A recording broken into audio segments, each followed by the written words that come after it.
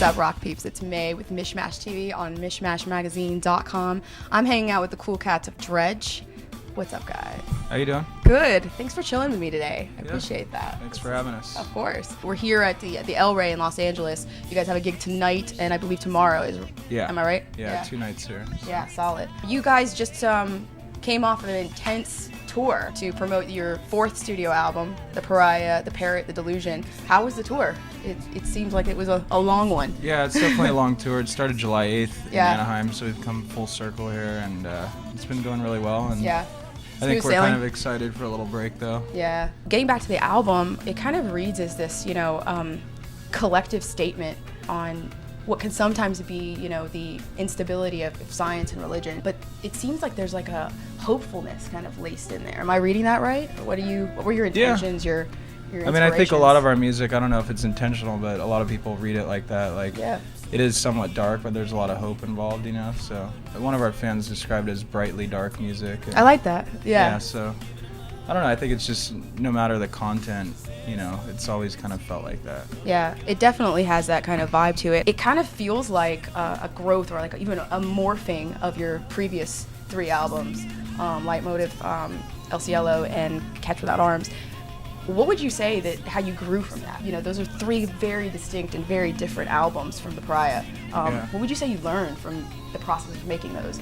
I mean, I think we reverted a little bit back to our roots, rekindling the idea of having more instrumental pieces. And, I think you're reading it pretty well, that it is kind of a collection of all of, our past thoughts and ideas and records and so on. Yeah. So, but also with some progression in the writing and so on. So I was recently actually in the Bay Area, which is where you are from, and personally I felt like there was just this intense artistic vibe in the air. I mean, it was just like it was alive, like there's something happening about it. Would you say that growing up in that kind of environment kind of gave you, a creative leg up, so to speak? Yeah, I mean, the area has been known for obviously pioneering new ideas and so on. I mean, whether it be music or technology or whatever. I mean, so all of that. I mean, there's a lot of intelligent people living there, and the art scene is, especially when we're growing up, was thriving a lot. Yeah.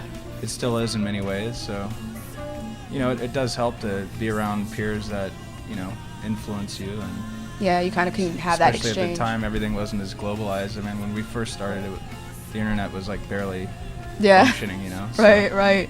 But that was a huge role in our, I think, if I can say success, I mean, once the internet really hit, like that spread our band a lot. For sure. Very quickly. So. Yeah, it's an amazing medium. You're co-headlining a very special event in New York City on October 1st with the legendary Salman Rushdie, the author. If you guys could talk about that a little bit, I know that was a it's a big event for you. It's an event that proceeds will go to charity, which is housingworks.com, HIV/AIDS charity for homeless and low-income folk. And I think it's going to be a really small, intimate thing, probably 300 people. Oh, nice. But we're really excited to the Yeah. point of nervousness almost. I mean, Well, that's a good kind of excitement. We've heard that he's a very, very nice man. But Yeah. someone you look up to, it's going to be fun. Of course, It's going to be a good thing. In 2006, you played the legendary Fillmore, which have graced that stage.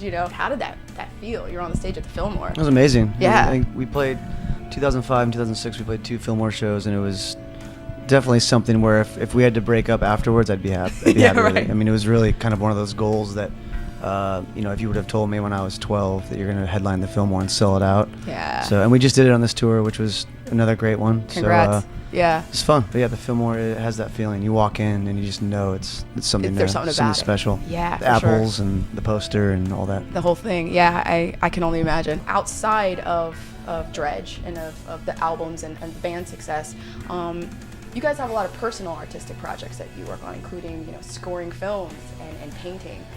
What are you personally working on right now? Drew does album art. Yeah. I forgot what's the name of the band he's doing right now. I want to say it's Isles and Glaciers, I think.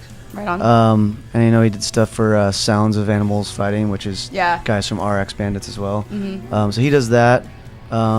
We've all done a little bit of score work here and there, but we'd love to do more. I mean, that's something that I think we really would love to do a long time into the future. I mean, scoring is just it's timeless. It's a whole other animal. Yeah. Definitely. Instead of just making rock music, it's something visual and mellow.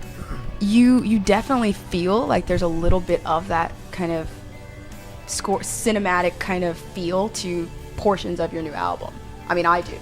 And I almost can imagine that kind of seeped in from the things you're working on outside of the band, if I'm right. Yeah, I mean, it's something that I've always loved. Any music, whether it's rock or whatever, any sort of genre that has a visual quality. Yeah, while you're driving or while you're doing something in life, it's a score to whatever you're doing. Exactly. So, Yeah, that definitely it reads like that. So what's next on the plate for Dredg? After this, take some time off. Drum tech's getting married, so we're gonna be in that wedding. Congrats, and then, mazel tov. Casey, go back to Europe.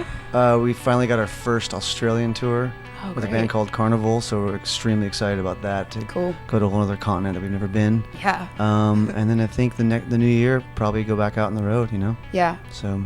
Good stuff. It's an amazing, amazing album. The Pariah, the Parrot, the Delusion. Definitely check it out. iTunes. Check them out on dredg.com. Much more there you can find out. Awesome talking to you guys. Thank you very much. Yeah, of course. This is May signing out for MishMashTV on MishMashMagazine.com. We'll see you on the flip side.